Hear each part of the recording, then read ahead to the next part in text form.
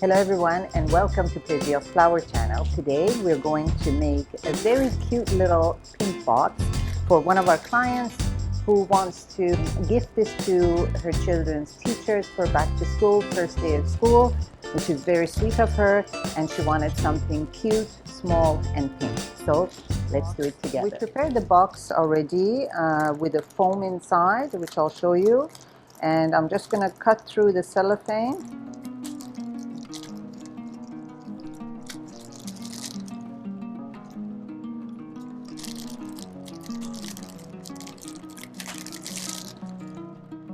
The cellophane is put in to protect the velvet box. All the boxes are handmade velvet inside and out, so they are reusable. After the flowers die, you can clean the box very easily and use it as a storage for a variety of storage requirements. So you can just empty it out, take out the foam, clean the inside very easily with just a simple dry cloth.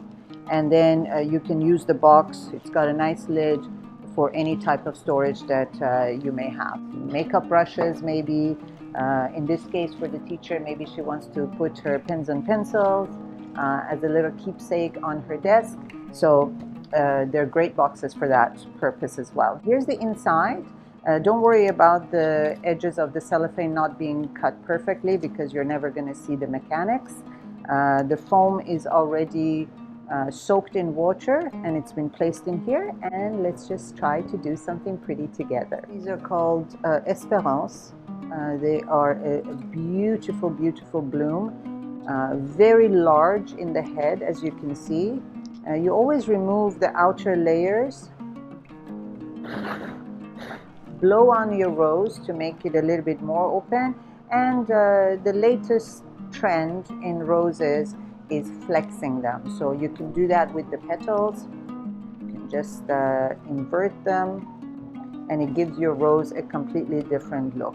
I like flexing roses. I think it makes it look quite feminine, very pretty. So let's do that. For flexing, all you have to do is take the petal and very gently at the bottom, just flip it. That's it. If you're not gentle, the whole petal will break, so take your time. Don't rush when you're flexing. This is so pretty. I like flexing with Espérance. It's one of the softer roses that you can flex easier than some of the rest. And also another little trick for flexing, let your roses stay in room temperature before you start flexing. Let them warm up a bit. If they're cold, the petal will be too brittle and it'll break. Look at the difference between this rose and this rose. So beautiful. Okay, so there's one rose flexed. I'm gonna flex a few more and then we can get started.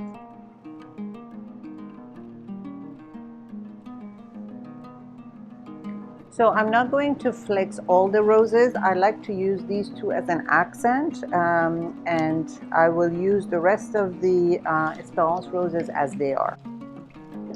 Okay. When I do my flower boxes, I usually like to start in the center with the roses. This kind of gives me the height that I want. It gives me the perimeter of how tall I want to go, so this is perfect. Cleaning the leaves, it's very important. You don't want any of your leaves to be touching water, even though we're using foam here. Foam still is obviously has a lot of water in it, so you don't want any leaves touching water because it will create bacteria. Okay, so these are my 5. And then I start with the fillers. I really, really like these chrysanthemum sprays. They're called Kennedy chrysanthemum sprays. I think they're very pretty. It's the biggest trend right now to dye flowers. Now, you want to stay delicate when you're working with a small vase or a small vessel, in this case a box. I don't really have a plan in mind, what I want to use and how I want to use it. So I usually go with how I feel, how it's shaping, how it's working out. Sometimes I add things, sometimes I remove things. So play along and don't give it too much planning. When you're doing flower arrangements, there are really no rules. It's whatever your heart desires, whatever makes you happy. Do that. There are certain rules that obviously we have to consider, which one of them is proportion. But other than proportions, there are really no other rules. In French floristry, which is what we do here, we normally stay with one color or two and a maximum of 3. If we do go in a 4th color, it's usually the same color but a different shade. So light pink, dark pink, that's okay. But as far as totality of the colors, we don't go more than 3 colors. So here I'm staying with 2 colors, pink and a touch of blue, and that's it. There are going to be varieties of pink in this box, but they're all going to be pink.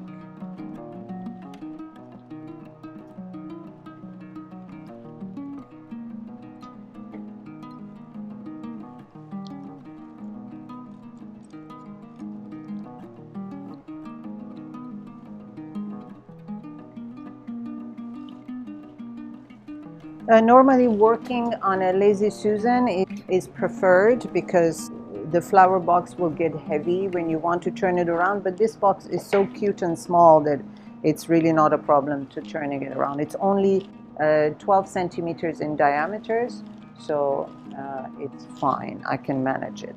Now, we're going to use these beauties as a focal point. You always need a focal point for your box, and as you saw, I left the front empty so that it would take that focal point. It's gorgeous. This Espérance is just amazing. We have another one which I would like to always bring the story of something I've done in the box. I would like to carry that story up, and in this case I like it a little bit higher. So I'm going to use an extender because I cut it a little bit too short. And this is why we have the extenders.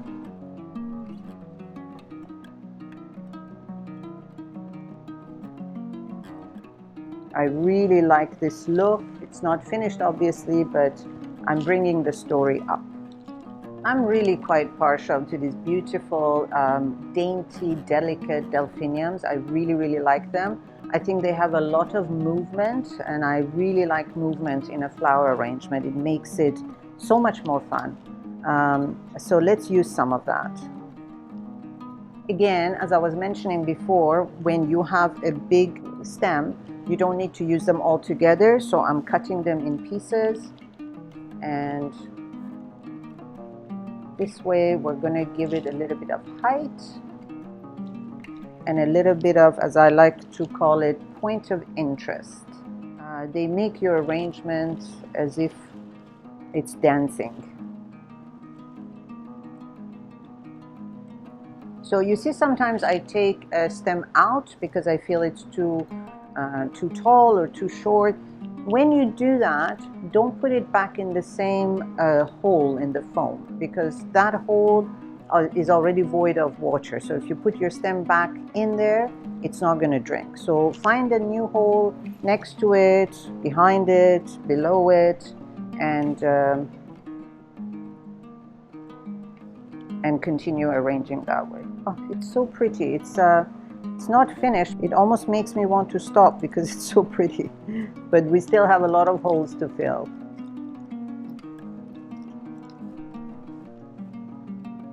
These delphiniums are absolutely gorgeous. So much movement. Let me just grab some spray roses. I usually use spray roses as fillers. If you notice, I don't use a lot of leaves.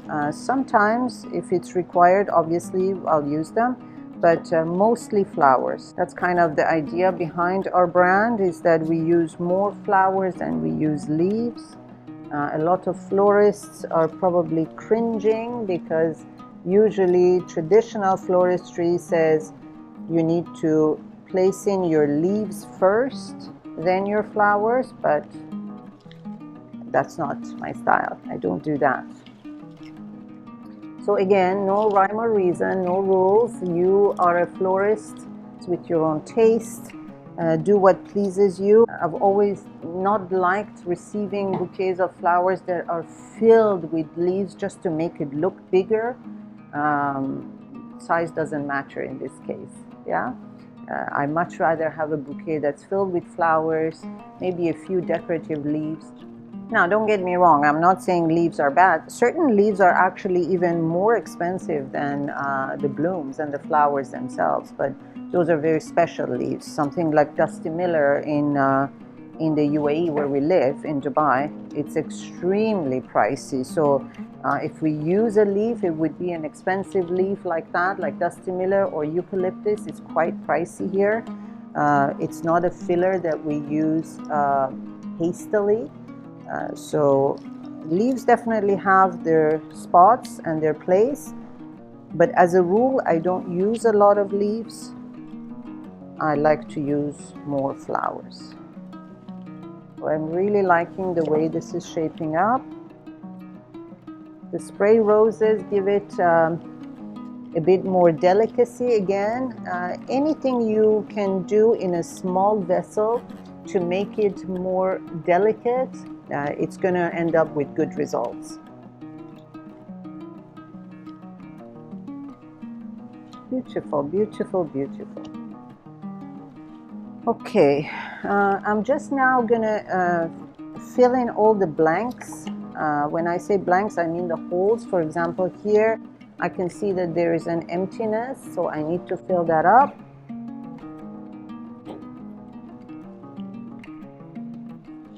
And now I'm going to spray it so that I can hydrate them a bit more, and then we'll put the last finishing touch, which is our special ribbons.